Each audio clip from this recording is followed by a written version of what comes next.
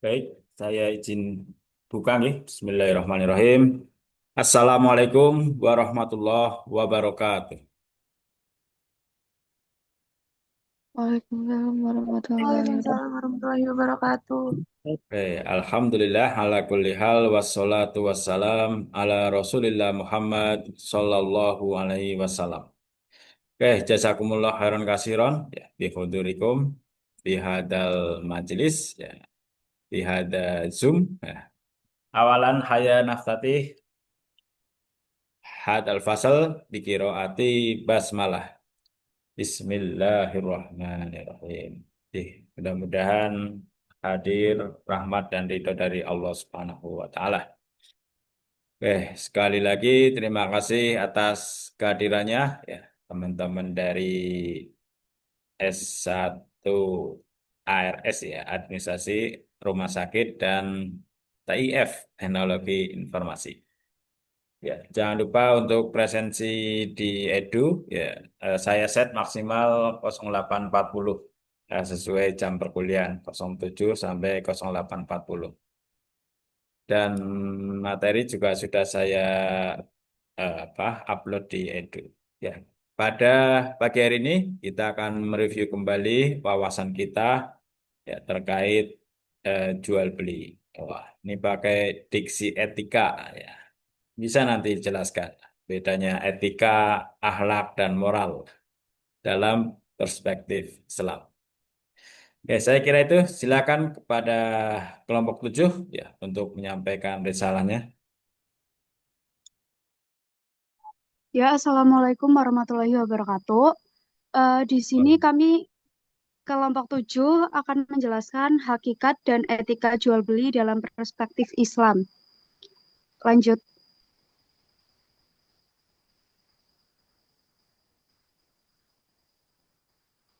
next. Ya, di sini anggota kelompoknya ada Arif Budi Santoso, Rizky Ahmad Fauzi, Muhammad Rafi Ramadan, dan Muhammad Rizky Ramadan. Selanjutnya,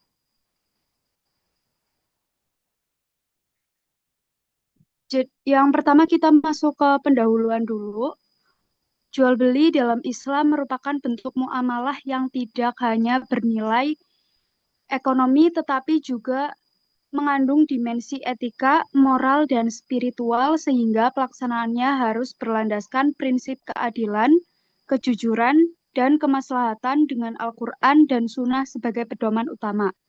Perkembangan transaksi ekonomi modern menuntut pemahaman fikih muamalah agar praktik jual beli tetap sesuai syariah dan terhindar dari riba, gharar, penipuan, serta ketidakadilan.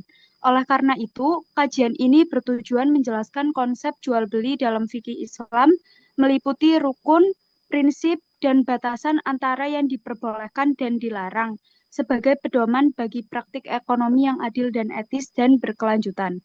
Next. Lalu selanjutnya yaitu ruang lingkup jual beli.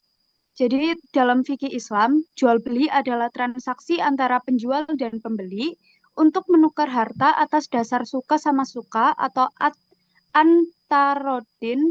Para pihak harus telah balik, berakal, dan cakap hukum, di mana penjual memiliki hak atas barang yang diperjualbelikan dan pembeli memiliki kemampuan untuk membayar.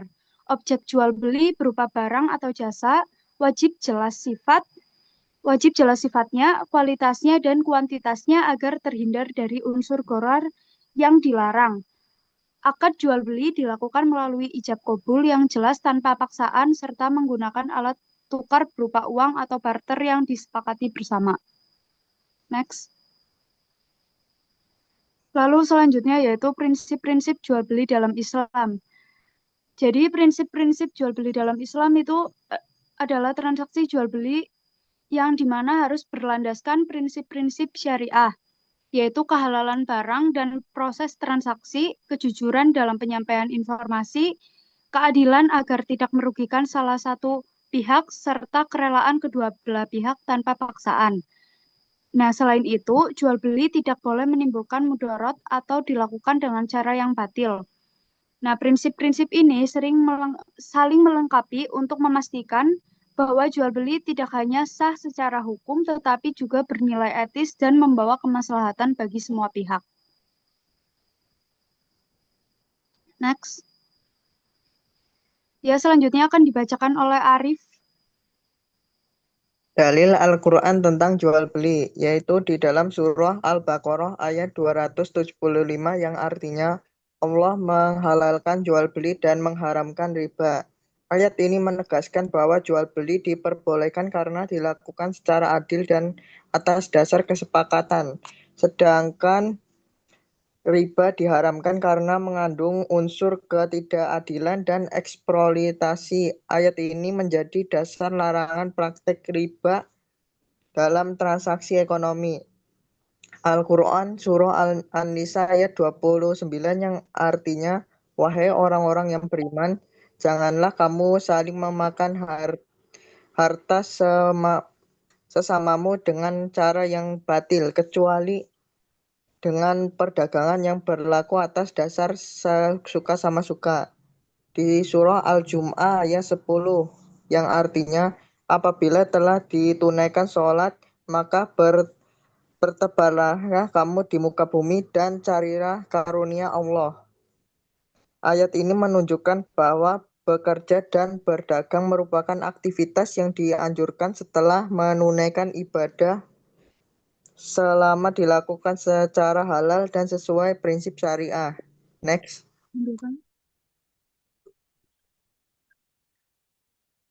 Macam-macam jual beli. Jual beli tunai. Transaksi di mana barang diserahkan langsung saat akad dan dibayar secara tunai selama rukun dan syarat terpenuhi serta tidak mengandung penipuan. Jual beli ini sah dan halal. 2. Jual beli kredit. Pembayaran dilakukan secara cicilan dalam jangka waktu tertentu. Diperbolehkan selama harga, tempo, dan cicilan disepakati sejak awal serta tidak mengandung riba. 3. Jual beli salam. Pembayaran dilakukan penuh di muka, sedangkan barang diserahkan kemudian. Akad ini sah dengan syarat spesifikasi barang dan waktu penyerahan jelas serta banyak digunakan dalam sektor pertanian. 4. Jual beli murabaha. Akad jual beli dengan menyebutkan harga pokok dan margin keuntungan secara transparan umum digunakan dalam pembiayaan syariah dan sah secara bebas dari riba dan kofroh. 5. Jual beli barter muahada. Pertukaran barang dengan barang tanpa uang diperbolehkan selama nilai dan kualitas barang jelas serta dilakukan secara adil dan sukarela. Selanjutnya, Jual beli yang diperbolehkan. Dalam fikih Islam, jual beli yang diperbolehkan adalah transaksi yang memenuhi rukun dan syarat sah akad dengan objek yang halal, akad yang jelas serta terbebas dari penipuan, gharar, dan riba. Jual beli harus dilaksanakan secara jujur dan adil, di mana penjual menjelaskan kondisi barang apa adanya dan harga disepakati tanpa paksaan. Selain itu, transaksi wajib dilandasi oleh kerelaan kedua belah pihak, suka sama suka, sehingga jual beli yang halal, jelas, jujur, dan adil dinilai sah serta diharapkan membawa keberkahan. Jual beli yang tidak diperbolehkan. Islam melarang jual beli yang bertentangan dengan prinsip syariah karena menimbulkan ketidakadilan dan kerugian. Larangan utama mencakup riba, yaitu tambahan yang tidak sah dalam transaksi sebagaimana ditegaskan dalam Quran surat Al-Baqarah. Eh, Selain itu, jual beli yang mengandung gharar atau ketidakjelasan terhadap objek, harga, atau waktu penyerahan juga dilarang karena berpotensi menimbulkan sengketa. Islam juga melarang memperjualbelikan barang haram serta segala bentuk penipuan dan kekurangan. Oleh karena itu, setiap transaksi yang mengandung riba, gharar, objek haram, atau penipuan dinilai tidak sah dan bertentangan dengan tujuan syariat.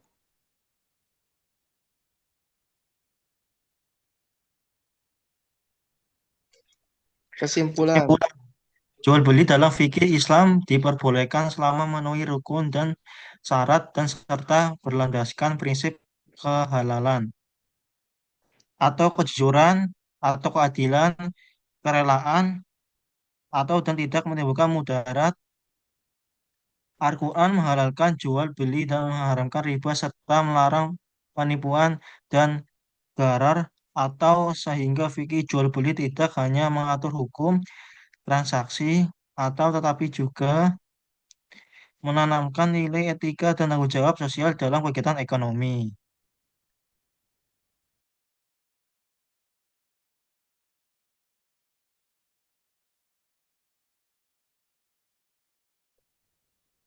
Selanjutnya. Oke, mari kita buka sesi tanya jawab. Silakan yang mau bertanya minimal dua cowok sama dua cewek. Kita boleh lebih. Boleh lebih, karena ini terakhir.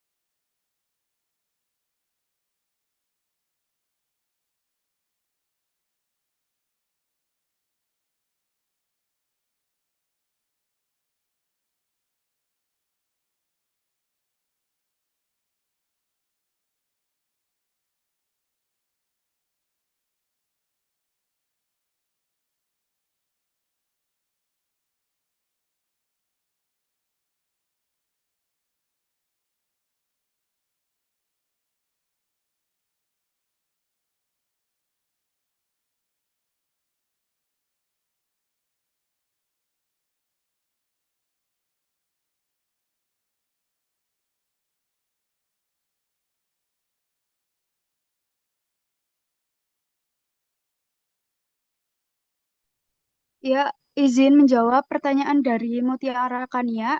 Pertanyaannya, bagaimana penerapan etika jual beli Islam dalam transaksi online atau e-commerce dan sikap apa yang seharusnya diambil penjual jika barang yang dijual memiliki cacat?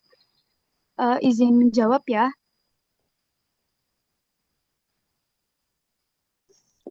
Etika jual beli Islam dalam transaksi online itu diterapkan dengan cara bersikap jujur dan transparan sejak awal, terutama dalam menjelaskan kondisinya, kualitas, dan harga barang. Nah, kalau barangnya yang dijual itu memiliki cacat, penjual seharusnya menyampaikan secara terbuka kepada pembeli dan memberi pilihan untuk melanjutkan atau membatalkan transaksi. Nah, sikap ini itu penting agar tidak terjadi penipuan dan menjaga kepercayaan. Jual beli berlangsung secara adil serta sesuai dengan nilai kejujuran dalam Islam. Gimana, Mutiara? Jelas? Sudah jelas, terima kasih. Ya, sama-sama.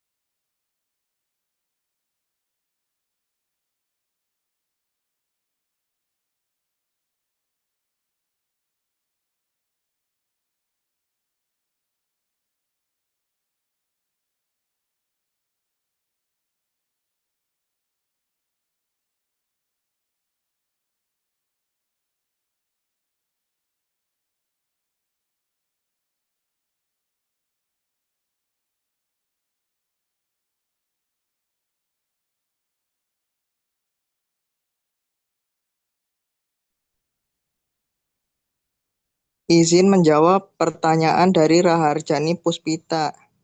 Pertanyaan apa saja prinsip-prinsip jual beli dalam Islam yang harus dipatuhi agar tidak menimbulkan mudarat? Jawaban, prinsip-prinsip jual beli dalam Islam yang harus dipatuhi agar tidak menimbulkan mudarat adalah kehalalan objek, dan proses transaksi, kejujuran dalam penyampaian informasi, keadilan agar tidak merugikan salah satu pihak, serta adanya kerelaan antara penjual dan pembeli tanpa adanya paksaan. Selain itu, transaksi harus terbebas dari riba, khoiroh, dan penipuan, sehingga jual beli berlangsung secara sah, etis, dan membawa kemaslahatan bagi semua pihak. Bagaimana? Apakah sudah jelas? Sudah, terima kasih. Oke.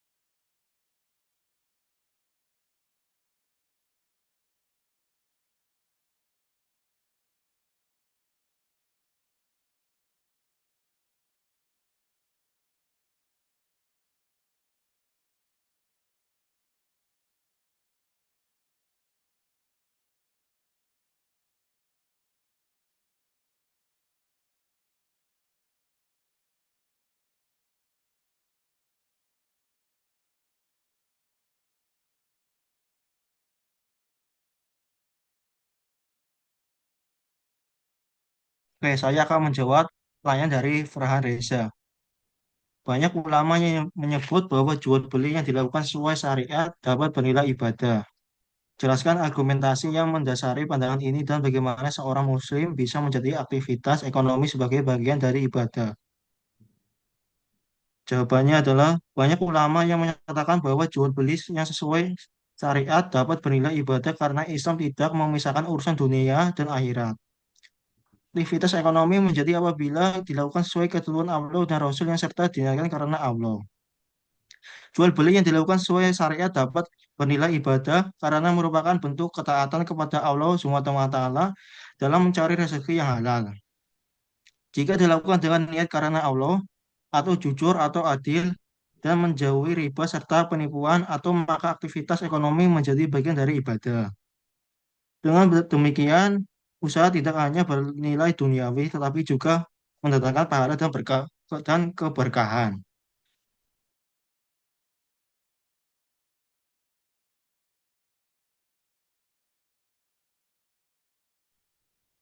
Oke Mas, bisa diterima jawabannya Mas? Oke, Mas Vi. Farhan? Oke, bisa. Terima kasih, Vi.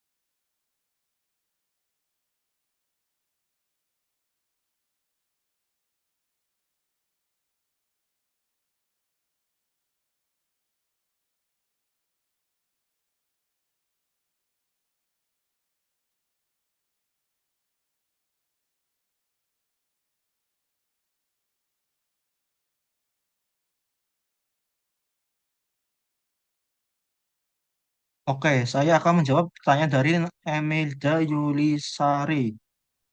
Bagaimana pandangan Islam terhadap penimbuhan barang itikar Berikan jawabannya. Oke, saya akan memberikan jawabannya. Jawabannya adalah dalam Islam atau penipuan barang etika diharamkan karena merugikan masyarakat. Praktik ini menyebarkan kelangkaan dan kenaikan harga secara tidak adil atau sehingga bertentangan dengan prinsip keadilan dan kemaslahatan dalam muamalah. Bisa diterima, Mbak Emilda Yulisari? Ya, terima kasih.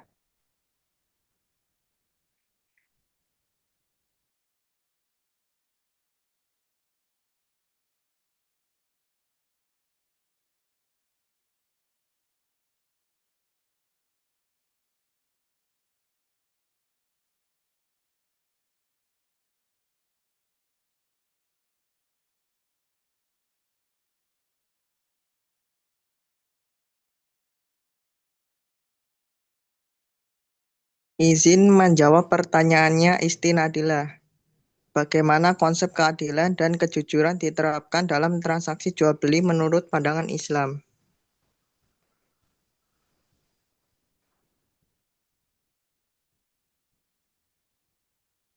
Dalam Islam, keadilan dan kejujuran dalam jual beli diterapkan dengan tidak merugikan salah satu pihak dan menyampaikan informasi barang secara apa adanya.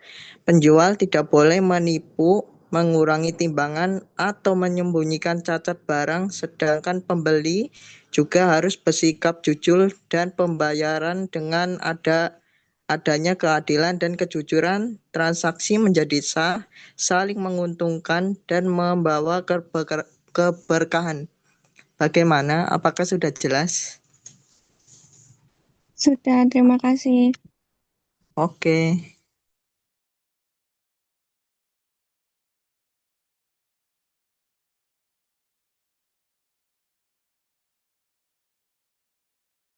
Ya, izin menjawab pertanyaan dari Fahria Rima Rahayu.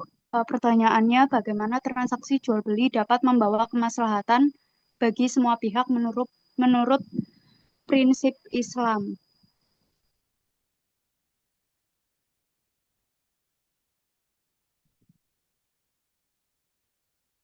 Jadi jawabannya yaitu transaksi jual beli dapat membawa kemaslahatan bagi semua pihak jika dilakukan secara jujur, adil, dan sesuai dengan syariat. Di sini penjual memperoleh keuntungan yang wajar, pembeli mendapatkan barang yang sesuai kebutuhan dan kesepakatan, serta tidak ada pihak yang dirugikan. Dengan menerapkan prinsip halal, suka sama suka, dan saling menghormati, jual beli tidak hanya menguntungkan secara ekonomi, tetapi juga membawa kebaikan dan keberkahan. Itu Mbak Rima, jelas? Iya, sudah. Terima kasih. Ya. Selanjutnya, saya juga akan menjawab pertanyaan dari Windu.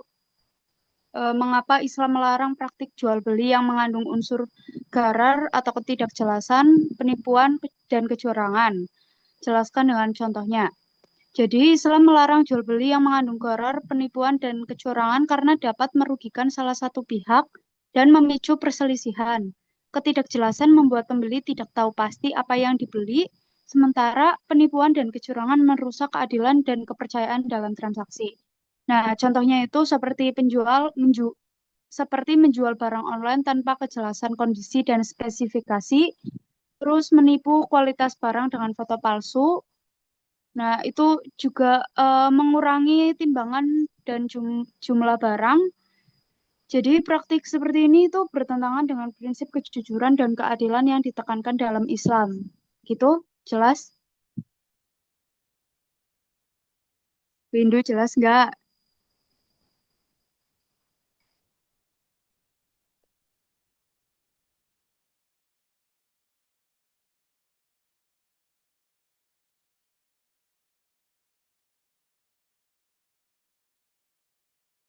Jelas itu kayak dia tidur itu apa ngalamun itu. Mungkin tidur.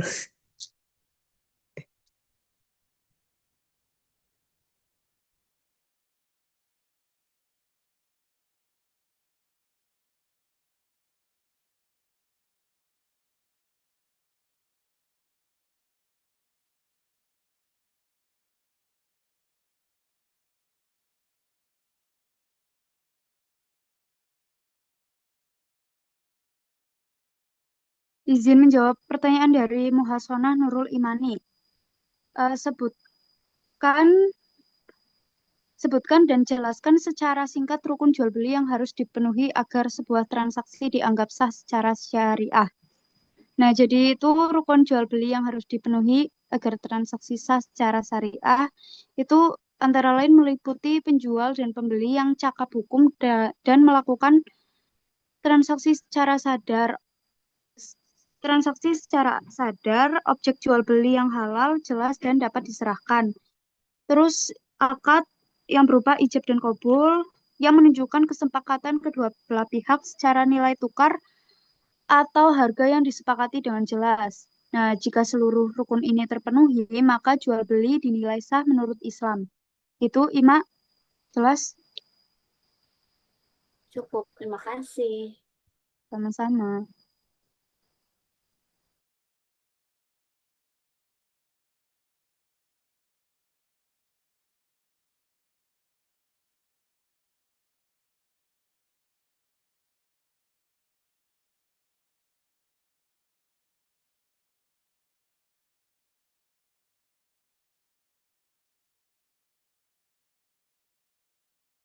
Izin menjawab pertanyaannya Esa Zulfatul. Seorang penjual menaikkan harga karena pembeli sangat membutuhkan barang. Bagaimana pandangan Islam terhadap tindakan tersebut?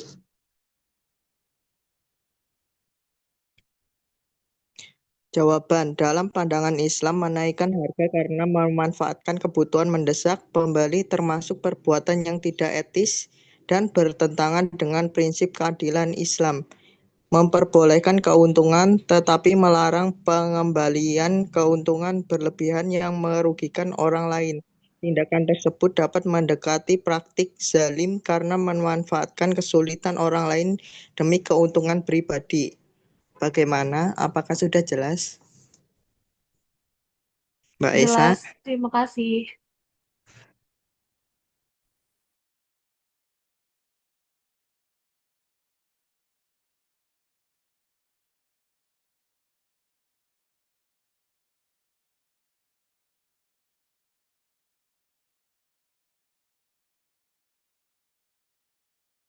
Oke, saya akan menjawab pertanyaan dari Andika Wahyu Setiawan. Rasulullah SAW menekankan pentingnya kejujuran dalam berdagang. Bagaimana kejujuran dapat menjaga keberkahan dalam jual beli dan membangun kepercayaan antara penjual dan pembeli. Oke, jawabannya adalah kejujuran dalam berdagang menjaga keberkahan karena sesuai dengan ajaran Rasulullah SAW dan menjauhkan dari penipuan. Sikap jujur membuat penjual dan pembeli saling percaya, atau sehingga hubungan jual beli berjalan adil atau lancar atau dan membawa kebahagiaan bagi kedua belah pihak. Bisa diterima Mas Nandika? Bisa. Eh,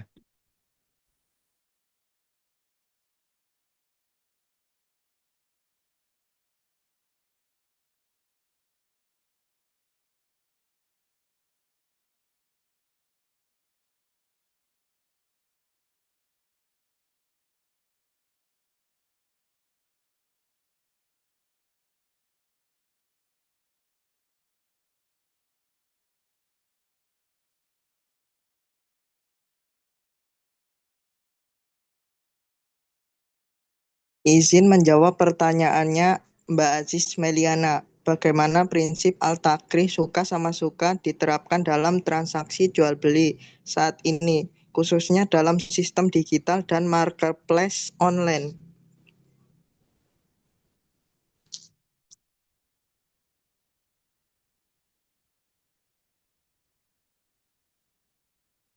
Jawaban, prinsip al-takrih suka sama suka dalam transaksi digital dan marketplace online diterapkan melalui kesepakatan yang dilakukan secara sadar dan tanpa paksaan. Penjual wajib menyampaikan informasi barang dan harga secara jelas, sedangkan pembeli menyatakan kerelaannya dengan melanjutkan transaksi setelah memahami ketentuan yang ada. Selama tidak ada penipuan, manipulasi informasi, atau unsur yang merugikan salah satu pihak, transaksi online tersebut telah memenuhi prinsip at-takrih dalam Islam. Bagaimana? Apakah sudah jelas, Mbak Aziz? Jelas, makasih. Oke. Ya, untuk pertanyaannya cukup ya, udah dijawab semua kan ya? Ya, sekian dari kelompok 7. Terima kasih. Wassalamualaikum warahmatullahi wabarakatuh. Waalaikumsalam warahmatullahi wabarakatuh. Terima kasih pada kelompok 7 ya. Ada Mas Arif Budi Santoso, Aris Meliana, ya, Muhammad Rizky Rahma, serta Mas Raffi ya dan kawan-kawan. Ya, saya kira sudah terjawab dengan baik ya eh, diskusinya. Sambil saya sampaikan materi, nanti kalau ada yang ingin merespon, boleh langsung resen ya. Tidak perlu menunggu pemaparan saya selesai. Jual beli dalam Islam. Oke, kita langsung masuk materi saja gitu. Oke. Ya. Pertama, makna spiritual tentang jual beli. Ya, di sini kita coba menggali makna spiritual yang ada dalam aktivitas atau ritual jual beli. Pertama adalah muamalah ma'anas atau habluminanas. Ya, jual beli bagian dari muamalah ya dengan kita sama manusia. Di situ ada kesempatan ya, kesempatan kita untuk berbuat ya baik maupun buruk ya. Eh, Bahkan ada sebuah hadis ya yang walaupun belum diketahui pasti tingkat kesohihannya bahwa salah satu tempat yang paling dibenci Nabi adalah pasar. Namun ini kita sebagai eh, kaum intelektual ya jangan mengartikan atau menerjemahkan secara tekstual bahwa Nabi itu benci pasar ya. Kita harus lihat asbabul wurudnya ya. Kenapa saat itu ya, Nabi benci dengan pasar ya. Ya, tentu karena di dalamnya saat itu ya banyak hal-hal yang tidak mendatangkan maslahat ya. Ada apa? Ada eh, penipuan itu ya, ada ketidakjujuran. Poinnya di situ ya. Secara kontekstual harus kita lihat kenapa saat itu Nabi membeli atau membenci pasar ya. Ya, walaupun kita belum tahu kedudukan hadis tadi, benar-benar sahih atau mardud atau bahkan hadis yang tertolak. Tapi ini sebagai warning ya bagi kita karena di arena tersebut dalam transaksi jual beli itu ya ruang kita untuk berbuat dosa sangat terbuka lebar. Begitu juga sebaliknya, ruang kita untuk berbuat baik juga terbuka lebar. Artinya, ya muamalah sesuatu yang netral, menjadi baik dan buruk tergantung kita, ya, usernya. Kemudian yang kedua, makna spiritual tentang jual beli dapat menjadi bernilai ibadah atau pahala. Ya, ketika pertama ada goodwill, ya, ada niat baik. Kenapa kita bertransaksi? Ya, kenapa kita menjadi penjual? Kenapa kita jadi pembeli? Yang paling awal ya ada goodwill ya. Innamal a'malu binniyat, innamal likumri manawa, al umur bima qasidiya. Ya, ya tujuannya apa ya? Kita jual beli. Baik dan buruk secara batinnya ya kita sendiri yang tahu goodwill kita ya, keinginan baik kita.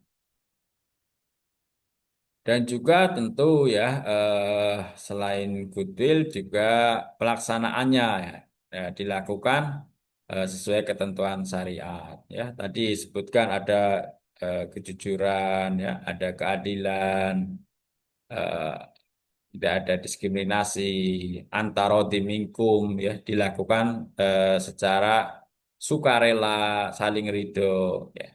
Kemudian yang ketiga adalah ya, kesempatan kita ya untuk menunjukkan karakter Nabi ya, sidik, tablik, amanah dan fatonah. Staff. Dalam ritual atau aktivitas jual beli, sidik kita atau kebenaran kita benar-benar diuji ya. Apakah apa yang kita transaksikan itu benar-benar adanya. Kemudian tablik ya, penyampaian kita bil ihsan, bil ma'ruf dengan cara yang baik, ya, bil haq dengan cara yang benar, ya, jujur, ya tidak over apa. Kalau kan ada itu di bahasa marketing, ya, marketing itu ya harus lebih gila daripada kenyataan ya. Terkadang seperti itu ya, terkadang apalagi ya, ini ada TIF ya, nanti mungkin bisa memberikan masukan ya terkait jual beli online. Kadang yang di tampilan marketplace itu kan sangat cantik ya, sangat menawan, sangat elegan. Berbeda ketika eh, datang dalam bentuk fisik ya, setelah barang terkirim. Oh, loh, kok nggak seindah gambarnya, nggak seindah videonya. Apakah ada unsur editing di dalamnya? Ya, sehingga memang harus benar-benar spesifik ya, benar-benar dijelaskan secara detail ya, sehingga tidak ada yang merasa dirugikan. Kemudian amanah ya, ujian amanah luar biasa dalam transaksi jual beli. Ada misalnya seperti tadi sampaikan pembelian salam sudah dibayar di muka, pengiriman pertama ya, tidak sesuai spesifikasi produk atau jasa yang diakatkan atau tidak tepat waktu. Tidak tepat waktu juga bisa sangat bermasalah ya. Bisa jadi barang yang kita sudah pesan itu memang waktunya sudah kita tentukan ya. Misalnya untuk hadiah ulang tahun atau hadiah apa perayaan tertentu sehingga ketika tidak tepat waktu ya eh, momentumnya momentumnya sudah lewat. Momentumnya sudah lewat. Kemudian fatonah. Di sini juga butuhkan kecerdasan ya. Kecerdasan dalam apa bertransaksi ya. Jangan apa jangan sampai kita kemudian merasa dirugikan karena misalnya dalam transaksi online kira kurang detail atau kurang teliti ya. Eh, karena saya pernah juga ya beli di TikTok Shop itu karena saya kurang teliti ya. Di sini saya kurang fatonah ya. Ketika tampilan gambar terdepan, gambarnya ini eh, kok harganya eh, murah sekali ya. Saya klik itu kan. Tapi setelah diklik kan kemudian muncul banyak gambar. Oh ternyata harga yang segitu gambarnya beda dengan tampilan yang di atas. Ya, ya ini ada mungkin ada unsur disengaja atau tidak ya. Karena nah disitulah saya kurang teliti ketika sudah muncul gambar banyak, sudah saya nggak lihat lagi. Tak kira ya gambar di apa di tampilan awal beserta harganya itu ya yang dimaksud ternyata tidak. Jadi harus fatonah juga ya, harus butuh kecerdasan, cermatan. Kemudian dalam ritual dan aktivitas jual beli juga ada dimensi ukhuwah. Ya, inilah yang luar biasa. Yang kemudian memang ada benarnya ya gerakan membeli di tetangga, di saudara yang kita kenal. Itu ada nilai ukhuwahnya di situ daripada kita membeli sesuatu yang tidak ada ya kaitan-kaitan tadi ya, ya tentu selama harga produk dan jasanya inline ya selaras dengan yang kita inginkan. Jangan kita punya apa tetangga, keluarga, saudara ya juga sering bantu kita, tapi giliran membeli barang di tempat lain ya. Ya selama itu profesional ya seharusnya kita utamakan dengan kerabat kita ya. Itu karena di situ ada nilai ukhuwah ya, menguatkan eh, persaudaraan. Kemudian juga dalam ritual dan aktivitas tadi dapat bernilai spiritual karena adanya tauhid sosial kita.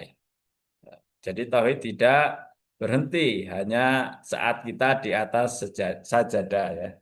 Tauhid tidak berhenti hanya saat kita berada di masjid atau saat kita melakukan ibadah mahdoh.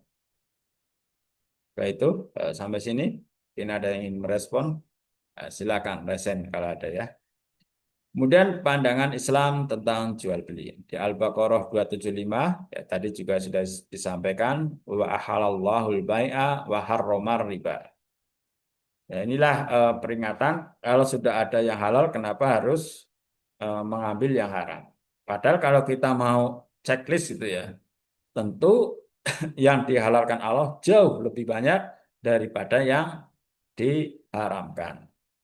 Nah, riba ini memang hanya terjadi pada transaksi antara uang dan uang ya, bukan uang dan barang, hanya uang dan uang. Seperti pinjaman, pembiayaan, itu pun karena faktor akadnya ya kalau dalam syariat Islam. Mungkin sama-sama pembiayaan konvensional sama syariah, sama-sama ada selisih ya.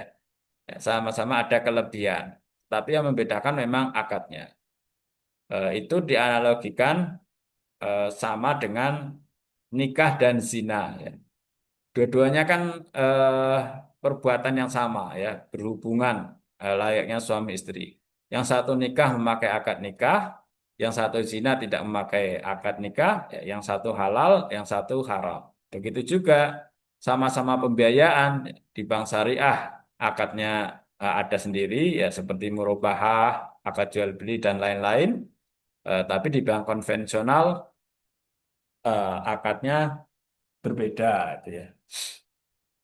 Walaupun dalam hal ini ada juga ulama kemudian yang membolehkan atau menghalalkan kita bertransaksi dengan bank konvensional jika itu bank konvensional milik pemerintah.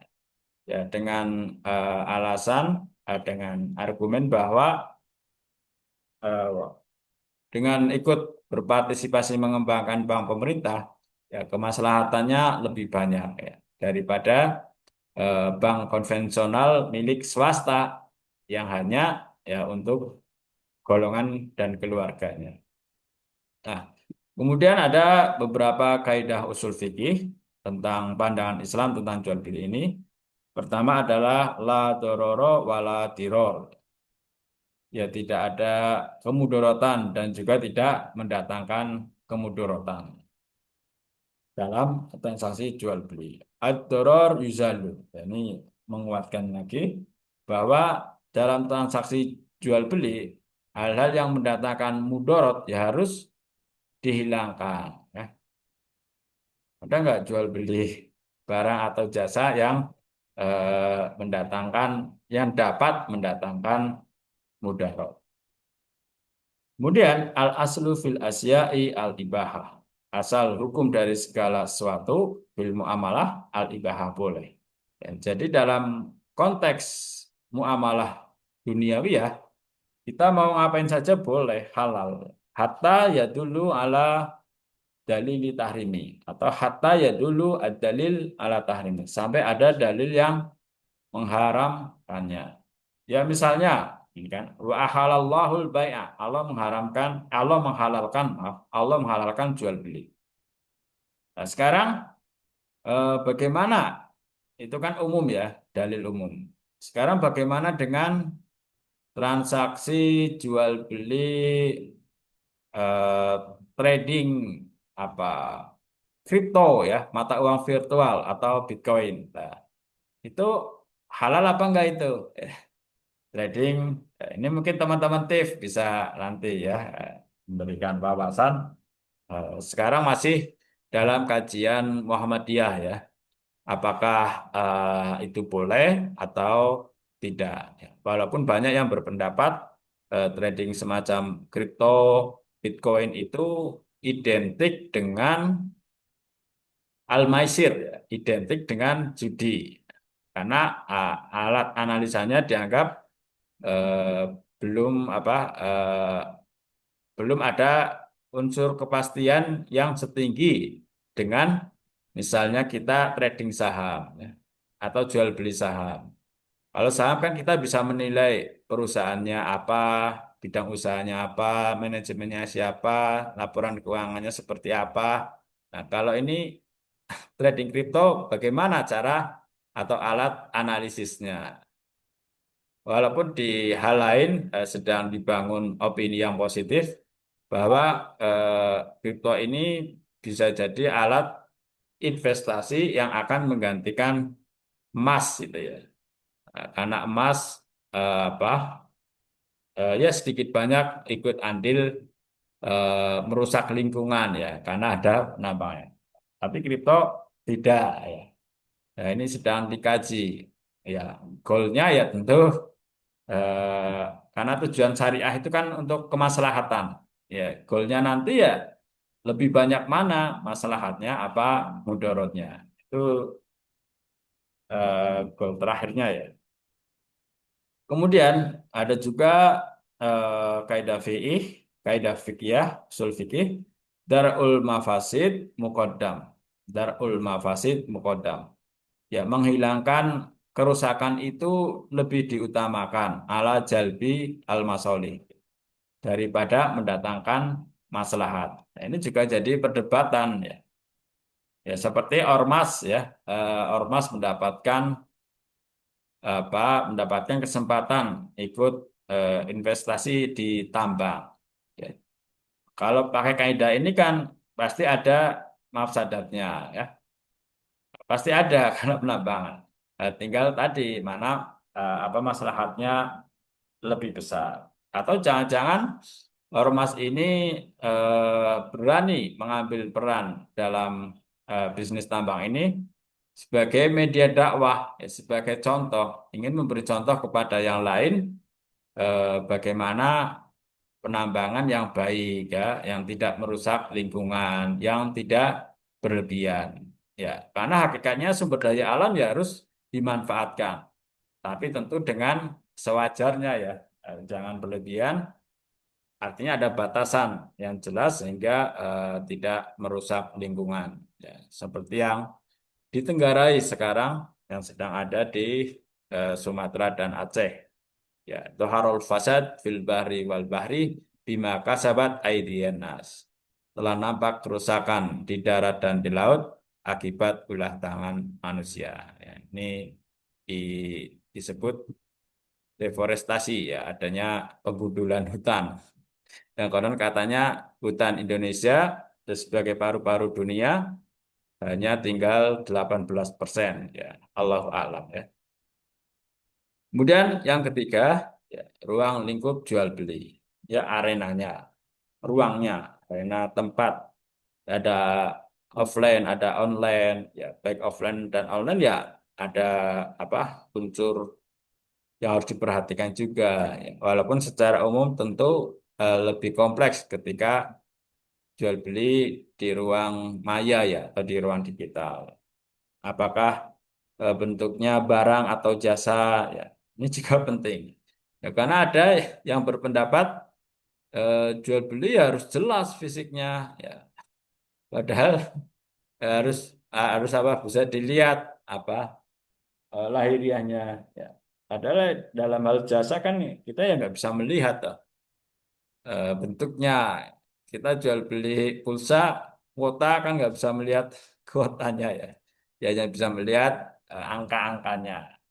Ya, sebenarnya kan sama berarti dengan apa dengan yang lain.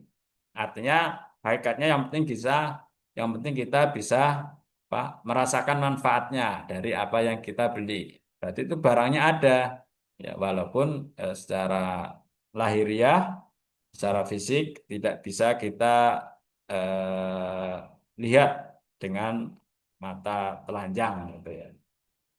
Kemudian yang ketiga jenis transaksi tunai non tunai ya tadi yang non tunai itu yang kemudian untuk menghindari kalau dalam jual beli ya berarti nggak ada riba ya. Untuk menghindari riba tadi, karena uang dengan barang. Karena riba itu hanya terjadi pada pembiayaan atau pinjaman antara uang dengan uang, yang nggak boleh dijanjikan di awal. Dan bahkan ada ayat lain yang mengatakan latakulur riba ad'afan mudu'afan. Jadi riba yang nggak boleh itu ya yang ad'afan mudu'afan ya, yang berlebihan, yang eksploitatif ya, yang seperti rentenir. Itu sesungguhnya yang tidak boleh. Kalau yang masih rasional, ya saya kira boleh ya. Ya karena nilai uang kan akan mengalami inflasi. Yuk kita minjam 1 juta ya, dibalikin 10 tahun yang akan datang dengan 10 juta, dengan 1 juta. Ya. Minjam 1 juta, 10 tahun yang akan datang dibalikin juga 1 juta. Itu ya nggak fair, ya nggak adil. Nah, karena 1 juta sekarang dengan 1 juta 10 tahun yang akan datang nilainya sudah beda ya. Ya kalau dulu lah tahun 90-an harga mie ayam Rp500. Ya. Sekarang ya nggak ada harga mie ayam 500. Paling enggak 10.000. Ya disitulah yang nggak boleh ya yang ad-afan untuk afan ya, yang berlebihan. Kemudian prinsip-prinsip jual beli. Oke. Larangan menawar barang yang sedang ditawar oleh orang lain. Walabai, walabai, maaf, wala yabi'ur rajul ala bai ahihi. Dan janganlah seorang itu membeli sesuatu yang sedang dibeli oleh orang lain, yang sedang ditawar oleh orang lain. Ya kecuali dalam kasus lelang ya, karena itu sudah dari awal ada kesepakatan. Wala yahtub ala khitbati ahihi. Dan janganlah kamu melamar seorang yang sedang dilamar oleh orang lain. Ya ini tujuan syariat, tadi benar ya, tujuan syariat adalah mendatangkan kemaslahatan. Ya. Jika ada kaidah hukum yang kemudian sudah tidak relevan dengan kemaslahatan, ya boleh kita, ya bahasanya kita rubah ya. Eh, karena goalnya syariat itu ya untuk mendatangkan kemaslahatan. Sedangkan hukum kan apa benar-benar berlaku, wajib dilakukan dalam keadaan normal ya, dalam keadaan darurat apa itu ya tidak harus ya, ada penyesuaian karena yang penting kemaslahatannya itu yang tercapai. Sesuatu yang diperjualbelikan adalah sesuatu yang mubah atau yang boleh.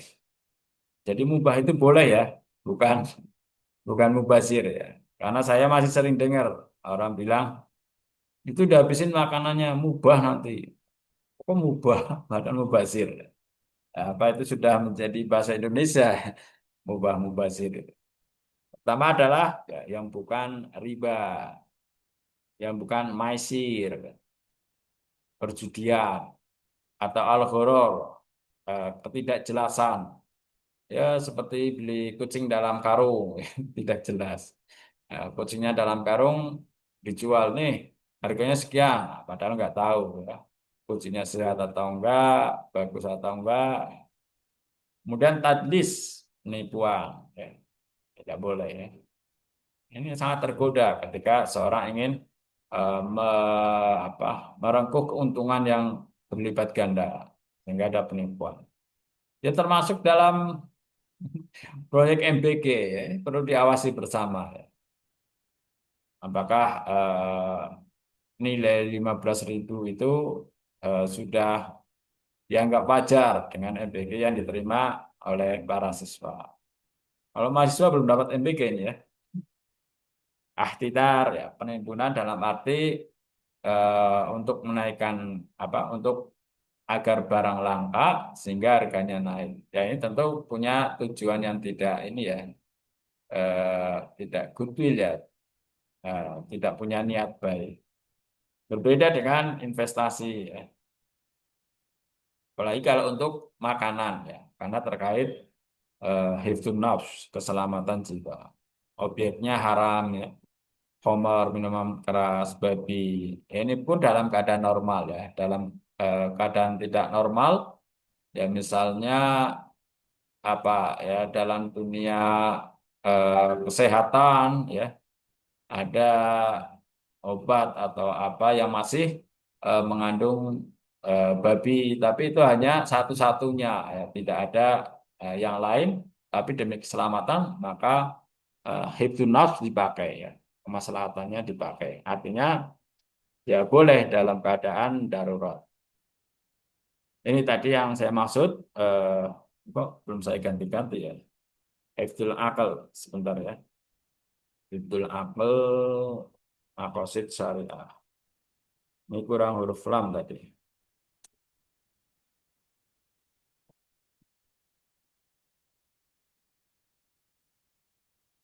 Hifdzul akal.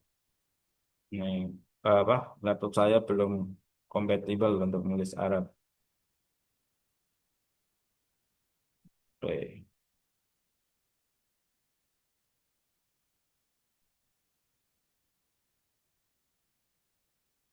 Oh, belum salah. Hifdzul akal. Oh, ya.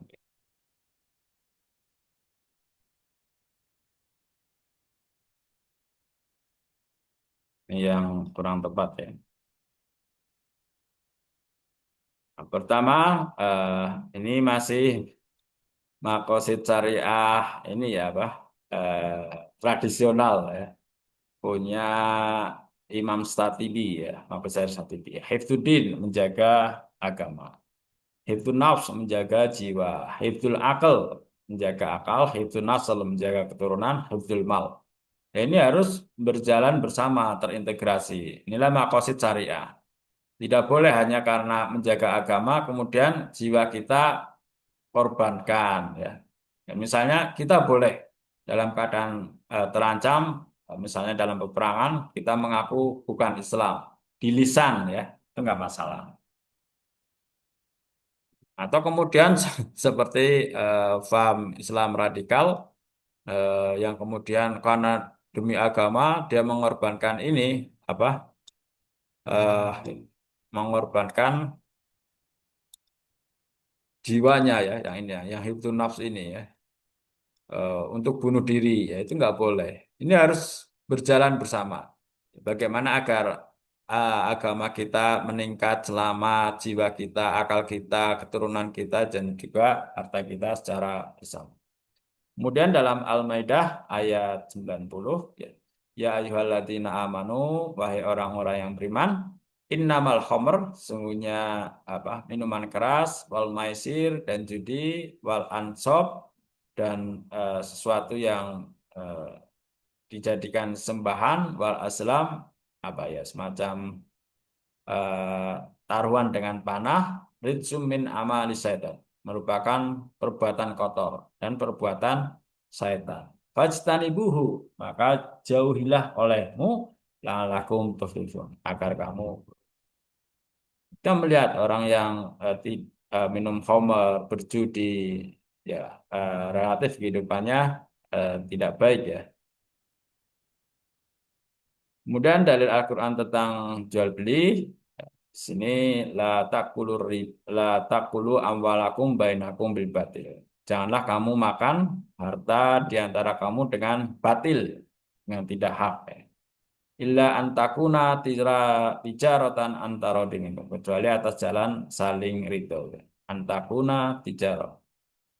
Antakuna at-tijaro antara minkum. Kemudian di sini Nabi juga ditanya ya, suila Nabi Muhammad SAW atyab qala ya ayul kasbi atyab, usaha apa yang paling baik? Nabi menjawab amalur rajulun biyadihi, ya usaha seorang dengan tangannya sendiri, dengan ikhtiarnya sendiri. Wa kullu bai mabrur, dan setiap jual beli yang mabrur. Jadi yang mabrur itu bukan hanya haji dan umroh ya, tapi juga al-bai mabrur. Wa kulla bai mabrur. Nah, ini macam-macam jual beli, saya kira tidak perlu saya ini ya sampaikan karena ini lebih ke diksi ya dalam bahasa Arab. Oke, tidak ada yang resen, tidak ada yang ini. Saya kira cukup ya untuk pagi hari ini. Ya, mudah-mudahan ada ibroh, pelajaran, serta hikmah yang dapat kita petik dan kita amalkan. Ayah nahtatim hadal majlis bi qiraati hamdalah. Alhamdulillahirrabbilalamin. Alhamdulillahirabbil alamin. Assalamualaikum warahmatullahi wabarakatuh. Waalaikumsalam warahmatullahi Waalaikumsalam wabarakatuh. warahmatullahi wabarakatuh. Terima Terima kasih, kasih, Pak. Pak. Oke, Terima kasih, sampai Pak. jumpa.